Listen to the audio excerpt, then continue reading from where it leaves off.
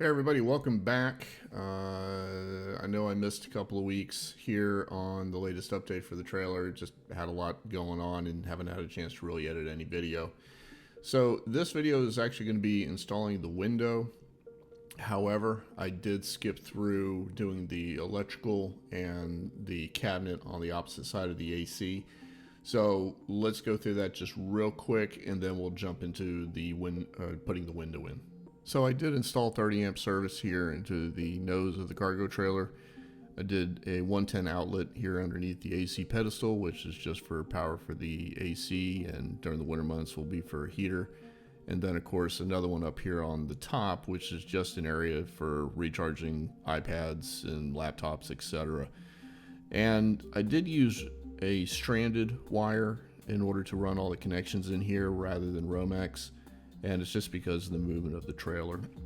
Now the pedestal on the left is pretty much a mirror image of the one on the right, with the exception I put a shelf a little bit higher up, and it's just going to be used for storing bed clothing, regular clothing, etc. So the 30 amp service just comes in on our standard RV shoreline, which comes here to the front of the trailer.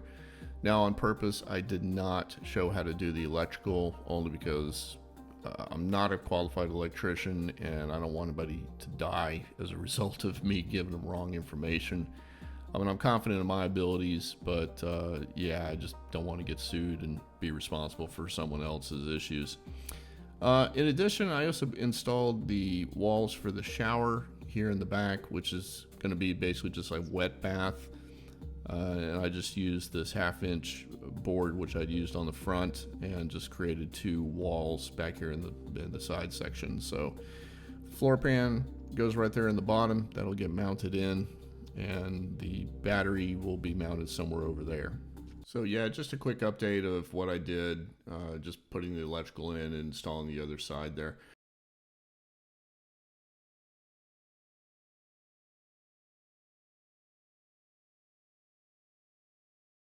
But that being said, I will link a video in the description below for the guide that I followed. All right, onto the window. Now, every review for Rec Pro windows and every cargo trailer build that I've seen online, everybody always complains that there's no template to cut out. And basically, you need to have an opening that's the equivalent of this inside edge of the window. And the way that I did it was I just took a pencil, took the window, flipped it right side up, and then traced on the bottom of the edge on the inside. And that's going to leave the template in order to score it onto the side of the trailer and then be able to cut out the hole for the proper size.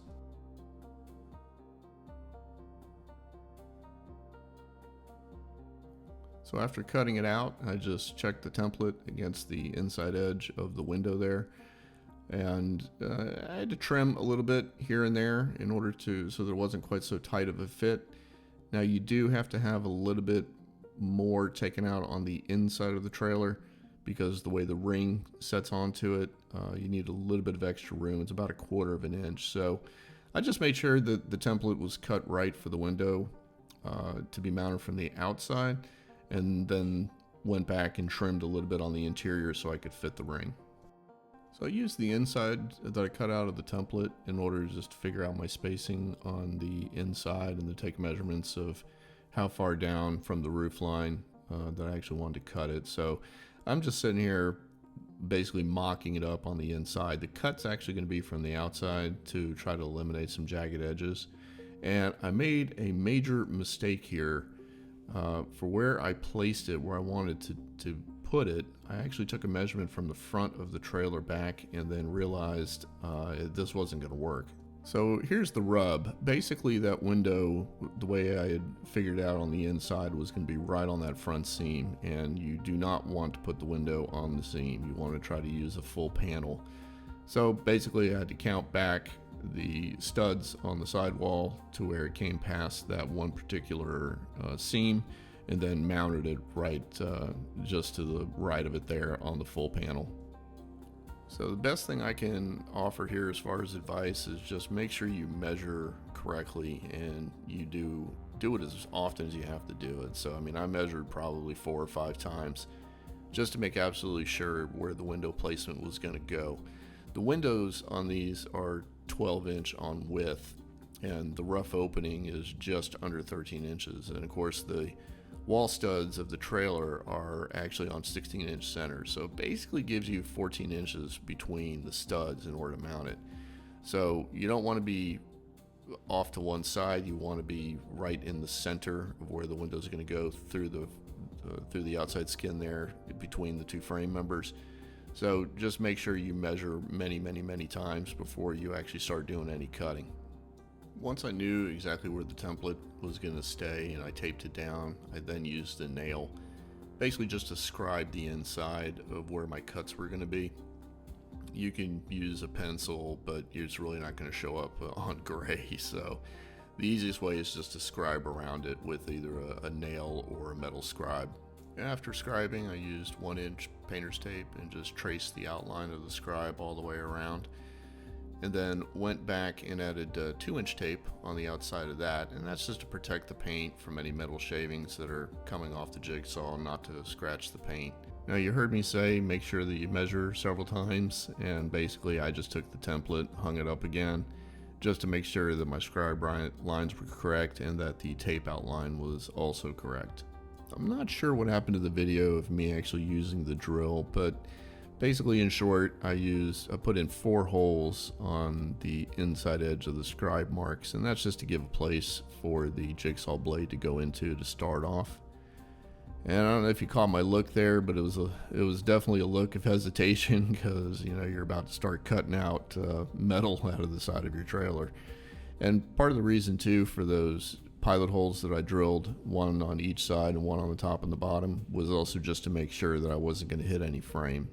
Also, make sure that you're actually using bimetal jigsaw blades and not a wooden blade. I've made that mistake before, and thankfully this time I actually got the correct ones. Once done, I took the window and did a couple of test fits just to make sure that I had the correct opening, that it was going to fit through the outside skin.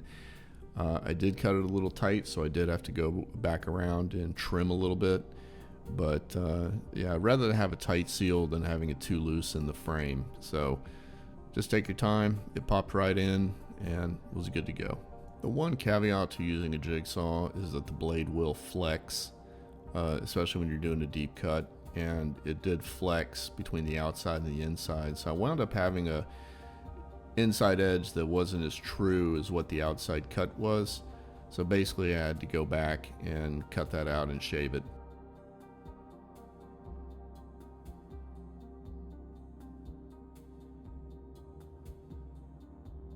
Once I finished up, I just went ahead and tested the ring to make sure that it fit nice and snug on the inside, and then got ready to put the window in. These RecPro windows do have a rubber gasket on the outside, but I went ahead and used some black butyl tape just on the inside edge, just for a little bit of extra protection against any kind of water intrusion. RecPro does provide you with self-tapping screws, so once everything was fit in and checked and made sure that the window was still open and closed, I went around the perimeter and secured the ring down with the screws. And just like that, with the power of video, the window's installed. Alright, see you next time.